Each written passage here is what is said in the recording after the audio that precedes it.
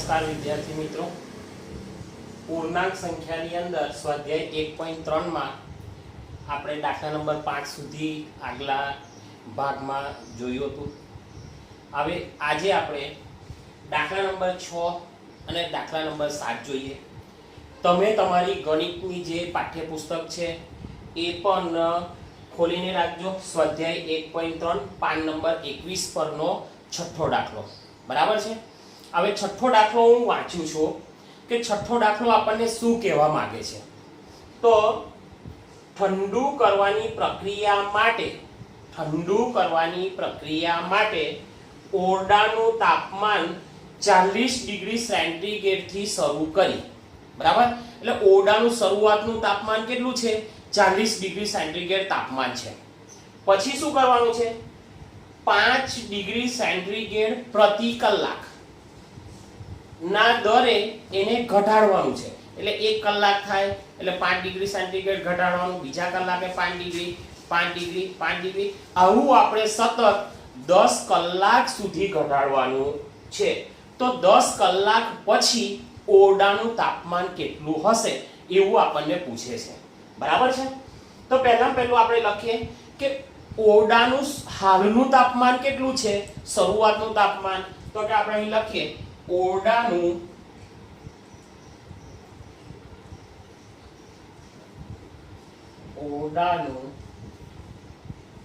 હાલનું તાપમાન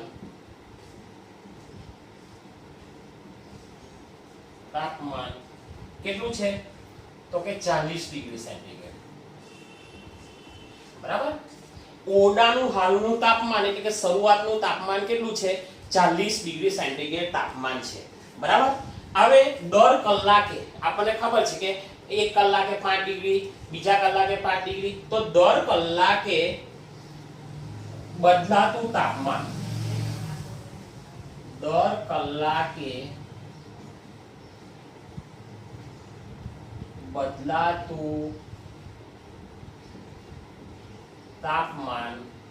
બરાબર કેટલું બદલાય છે? તો કે 5 ડિગ્રી ઘટાડવામાં આવે છે, તો -5 ડિગ્રી સેન્ટીગ્રેડ. બરાબર, એટલે દરેક કલાકે કેટલું 5 ડિગ્રી સેન્ટીગ્રેડ તાપમાન ઘટે છે. એટલે કે દર કલાકે બદલાતું તાપમાન કેટલું? 5 ડિગ્રી સેન્ટીગ્રેડ તાપમાન. હવે તમે જુઓ આ વસ્તુ કઈ સુધી ઘટાડવાનું છે આપણે? 10 કલાક સુધી. તો આપણે લખીએ આમ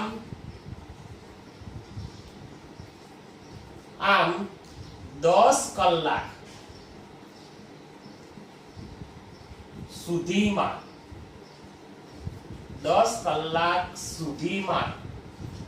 તાપમાનમાં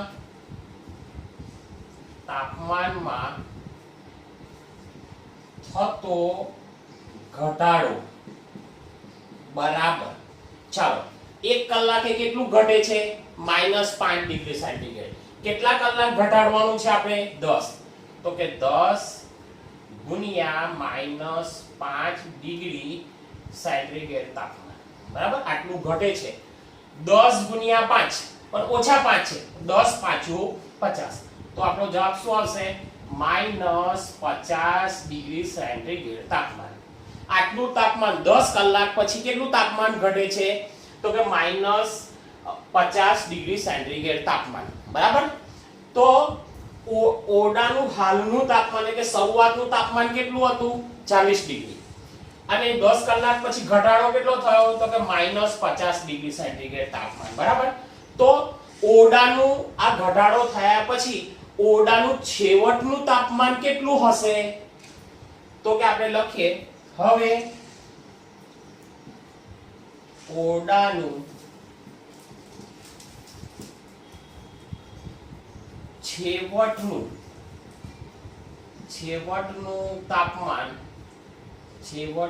તાપમાન બરાબર.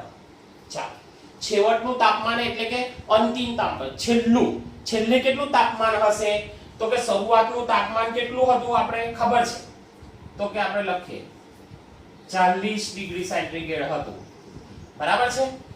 ચાલો, એની અંદર ઘટાડો કેટલો થયો? તો કે વત્તા -50 ડિગ્રી સેન્ટીગ્રેડ તાપમાન. આટલો શું થયો? ઘટાડો થયો. બરાબર છે. ચાલો 40 ડિગ્રી 50 ડિગ્રી આ વત્તા અને અહીં ઓછા છે. બરાબર, તો 50 માંથી 40 બાદ કરો તો કેટલા આવશે? 10. અને મોટી સંખ્યા આગળ ઓછાની નિશાની એટલે -10 ડિગ્રી સેન્ટીગ્રેડ તાપમાન. -10 ડિગ્રી સેન્ટીગ્રેડ તાપમાન. તો ઓરડાનું અંતિમ તાપમાન, છેલ્લે ઓરડાનું 10 કલાક પછી તાપમાન કેટલું હશે? તો કે -10 ડિગ્રી સેન્ટીગ્રેડ તાપમાન. બરાબર છે? સમજ પડી ગઈ? હવે દાખલા નંબર આપણે 7 ની વાત કરીએ. બરાબર,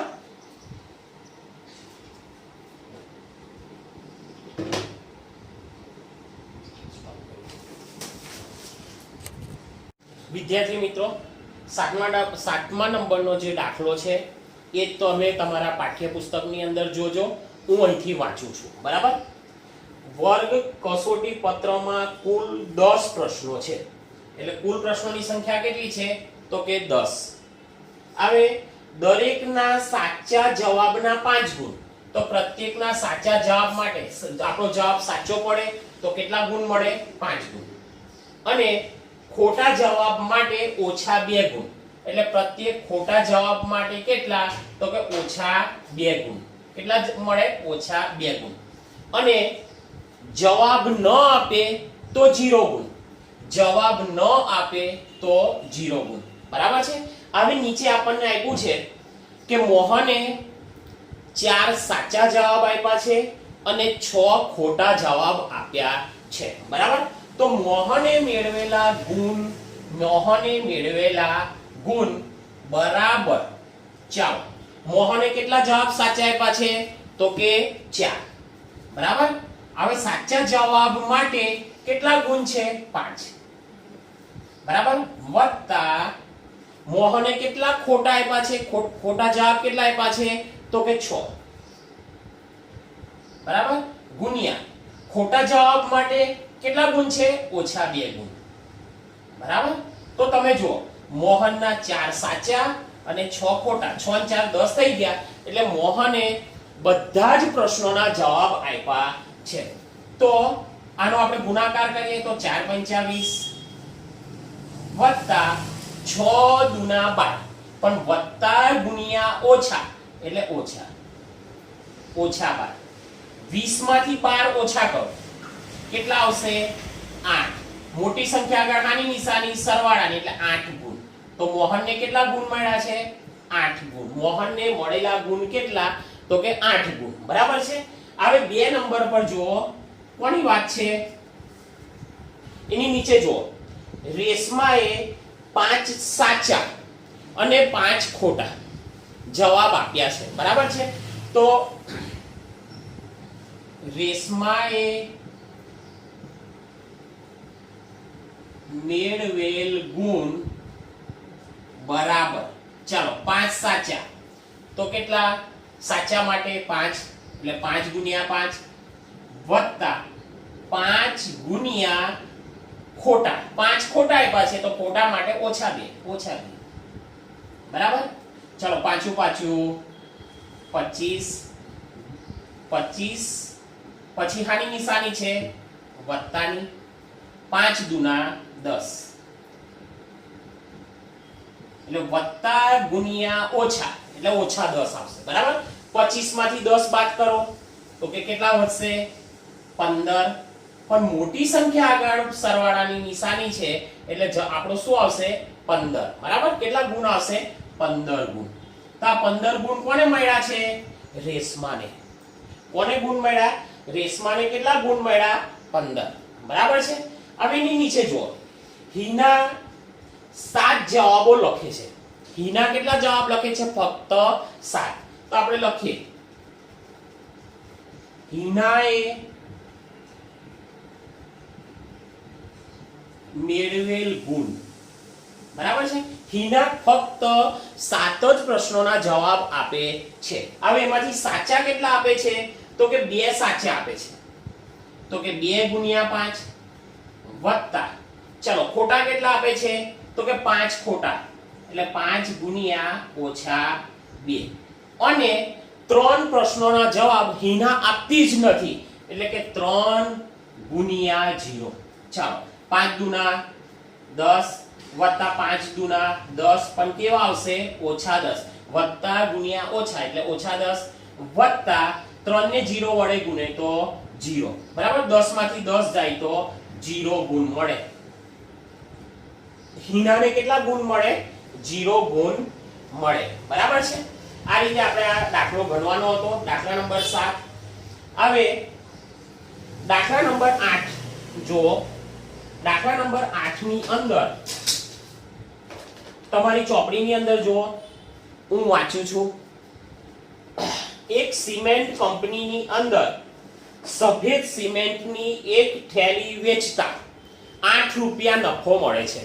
આ યાદ રાખજો કે સફેદ સિમેન્ટની થેલી વેચે તો 8 રૂપિયા નફો મળે છે અને રાખોડી કલરની થેલી વેચતા 5 રૂપિયાની ખોટ જાય છે. બરાબર છે. આટલું આપણા મગજમાં આપણને ક્લિયર થઈ ગયું કે સફેદ કલરની સિમેન્ટની થેલી વેચતા આપણને શું થાય છે? 8 રૂપિયાનો નફો થાય છે અને રાખોડી કલરની સિમેન્ટની થેલી વેચતા 5 રૂપિયાની ખોટ જાય છે. બરાબર, એટલું આપણે પહેલા લખી દઈએ. સફેદ સિમેન્ટની થેલી વેચતા નફો બરાબર 8 રૂપિયા. બરાબર છે. સફેદ સિમેન્ટની થેલી વેચે તો નફો 8 રૂપિયા થાય અને રાખોડી સિમેન્ટની થેલી વેચતા ખોટ જાય છે. કેટલી? તો કે 5 રૂપિયા. બરાબર છે. 8 રૂપિયા સફેદ વેચે તો 8 રૂપિયા નફો થાય અને રાખોડી વેચે તો 5 રૂપિયા ખોટ જાય. તો હવે આગળ આપણે જુઓ કે કંપનીએ એક મહિનાની અંદર 3000 ગુણ સફેદ સિમેન્ટની થેલી વેચી. એટલે સફેદ સિમેન્ટ નું વેચાણ બરાબર 3000 ગુણ. બરાબર. ચાલો રાખોડી સિમેન્ટ નું વેચાણ બરાબર કેટલા ગુણ છે? અંદર જુઓ તો ચોપડીમાં તો કે 5000 ગુણ. કેટલું છે? 5000 ગુણ. બરાબર. ચાલો આપણે જોયું સફેદ સિમેન્ટની થેલીનું વેચાણ 3000 ગુણ, રાખોડી સિમેન્ટનું વેચાણ કેટલું? 5000 ગુણ. બરાબર છે. હવે આપણે શું શોધવાનું છે? તો કે નફો કેટલો મળે અને ખોટ કેટલી જાય. બરાબર. તો સફેદ સિમેન્ટની થેલી પર મળતો નફો બરાબર કેટલા રૂપિયા? તો કે 3 કેટલી વેચે છે? 3000 ગુણ્યા 8 બરાબર 8 તારી 24000 રૂપિયા નફો થાય. કેટલો નફો થાય? 24000 રૂપિયા આપણને નફો થાય છે. હવે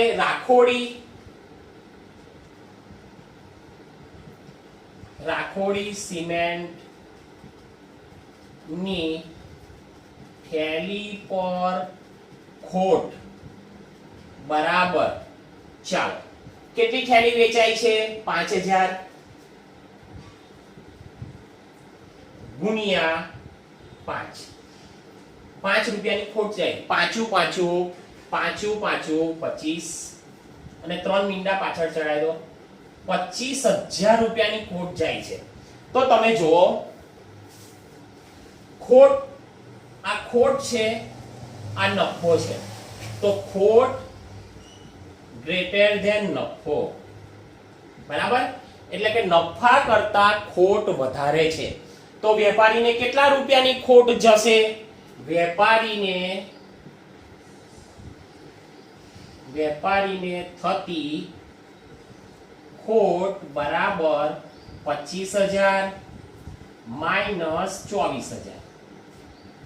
તો કેટલા? 1,000 રૂપિયાની વેપારીને ખોટ જાય. બરાબર છે? આપણો આ એ નંબરનો દાખલો છે. બરાબર. હવે એની પછી બી નંબરનો દાખલો આપેલો છે.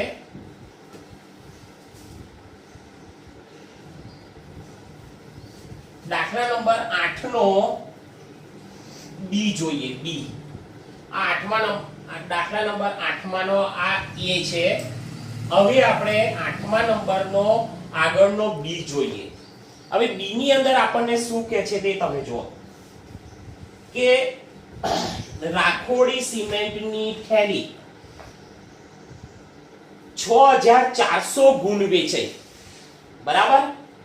તો સફેદ સિમેન્ટની કેટલી ગુણ વેચાય તો ન નફો થાય કે ન નુકસાન જાય, એટલે કે સરભળ થવું જોઈએ. બરાબર છે? તો આપણે લખીએ કે રાખોડી સિમેન્ટનું વેચાણ બરાબર કેટલું? 6,400 ગુણ. બરાબર. 6,400 ગુણ વેચાય. બરાબર. હવે રાખોડી સિમેન્ટની ગુણ પર ખોટ બરાબર, ચાલો 6,400 ગુણ્યા, આપણને ખબર છે કે રાખોડી સિમેન્ટ વેચીએ તો આપણને 5 રૂપિયાની શું જાય છે? ખોટ જાય છે. એટલે કે ગુણ્યા 5. આ બેનો ગુણાકાર કરો તો કેટલો જવાબ આવે છે? 32,000 રૂપિયા. તો 32,000 રૂપિયાની શું ગઈ? ખોટ ગઈ. 32,000 રૂપિયાની આપણે ખોટ ગઈ. તો આપણે સફેદ થેલીનું વેચાણ કેટલું રાખવું પડે? તો કે આપણને 32,000 નો નફો થાય એટલી સફેદ થેલી આપણે વેચવી પડે. બરાબર છે? તો આપણને ખબર છે કે સફેદ થેલીનું વેચાણ થાય તો કેટલા રૂપિયા? 8 રૂપિયાનો આપણને નફો થાય છે. આપણે અહીં લખીએ સફેદ સિમેન્ટની થેલી પર નફો બરાબર કેટલા રૂપિયા? 8 રૂપિયા. કેટલા રૂપિયા નફો થાય છે આપણને? એક સફેદ સિમેન્ટની થેલી વેચીએ તો આપણને 8 રૂપિયા નફો થાય છે. તેથી સફેદ સિમેન્ટની થેલીનું વેચાણ બરાબર, ચાલો કેટલા રૂપિયા આપણે સરભળ કરવાના છે? તો કે 32,000 રૂપિયા. બરાબર. તો 32,000 ભાગ્યા કેટલા રૂપિયા નફો મળે છે આપણને સફેદ થેલી પર?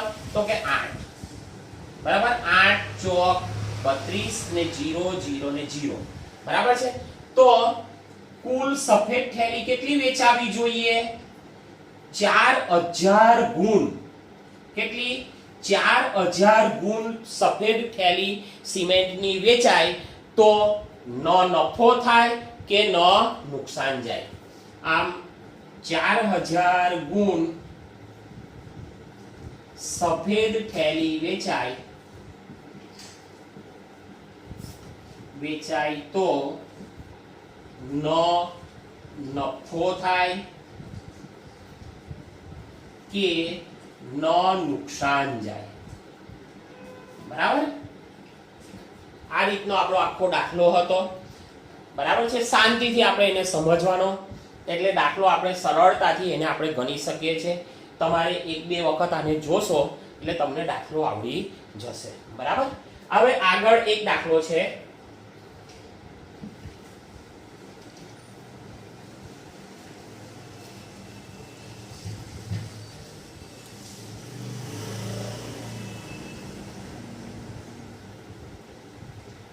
દાખલા નંબર 9. દાખલા નંબર 9 ની અંદર આપણને શું કહે છે કે પૂર્ણાંક સંખ્યા વડે વિધાન સાચું બને તેમ ખાલી જગ્યા પૂરો. બરાબર. આપણે ખાલી જગ્યા પૂરવાની છે. ખાલી જગ્યા પૂરો. પૂર્ણાંક સંખ્યા વડે ભરવાની. શાની વડે ભરવાની?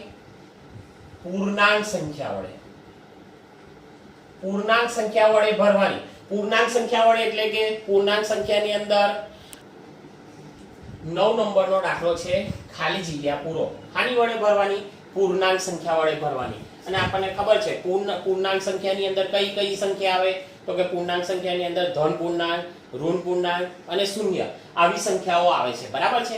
આ સંખ્યાનો ઉપયોગ કરીને આપણે આ ખાલી જગ્યા ભરવાની છે. અહીં આપણને આપ્યું છે -3 ગુણ્યા ખાલી જગ્યા બરાબર 27. બરાબર? હવે 3 નો ઘડિયો બોલવાનો આપણે 27 આવવા જોઈએ. તો 3 9 27. પણ જો હું અહીં 9 મૂકું તો ઓછા ગુણ્યા વત્તા. ઓછા ગુણ્યા વત્તા કઈ ગયું?